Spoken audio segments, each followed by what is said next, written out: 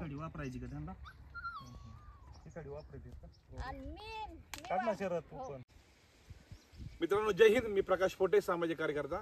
मित्रांनो आज मी पुन्हा एका रोडच्या संदर्भात आलोय. हा रोड आहे वडगाव तांदळी ते देवळगाव सिद्धी दरम्यानचा.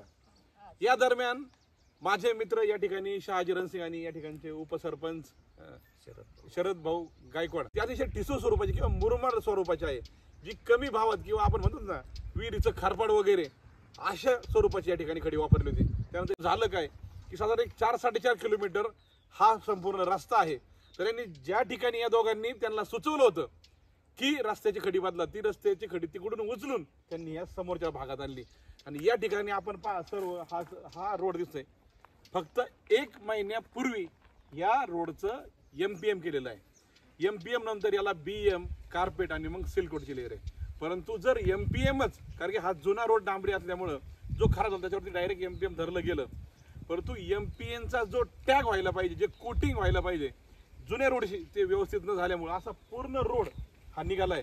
अनेक ठिकाणी हा रोड निघालाय. मी तुम्हाला आत्ताही दाखवतो. आता 1 महिना झालाय. 1 महिन्यानंतर सुद्धा हा रोड हाताने निघतोय. पहा आता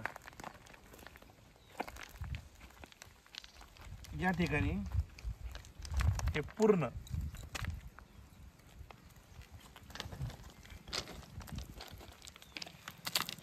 MPM जर असं सहज, अगदी सहज असं हाताने निघतंय,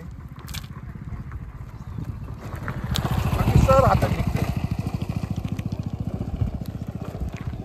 याचा अर्थ काय झालाय हे पहा. आता सुद्धा हा जो रस्त्याचा तुकडा आहे याच्या खाली स्पष्ट पहा डांबर नाहीये. म्हणजे यांनी जे काही स्क्रॅपिंग करायला पाहिजे आणि स्क्रॅपिंग केल्यानंतर जे खाली नवीन MPM आणि जो जुना रस्ता आहे त्याला जे टॅग करायला पाहिजे किंवा टॅग कोट केला पाहिजे तो व्यवस्थित केला नाही. खडी खराब वापरली. आणि मला असं वाटतं की ह्या रोडसाठी साधारण 4-4.5 किलोमीटरसाठी 5-5.5 कोटी रुपये असतील. संबंधित ठेकेदाराकडून काम व्यवस्थित करून घ्या, नाहीतर सार्वजनिक बांधकाम विभाग नगर तालुका, अहिल्यानगर तालुका यांच्या कार्यालयाला टाळे ठोको.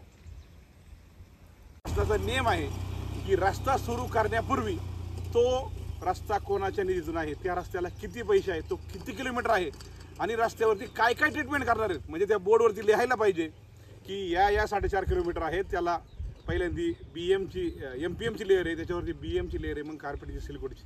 काय होतं की हा आपला सर्वांचा मूलभूत अधिकार आहे, जो तसा शासन निर्णय सुद्धा आहे.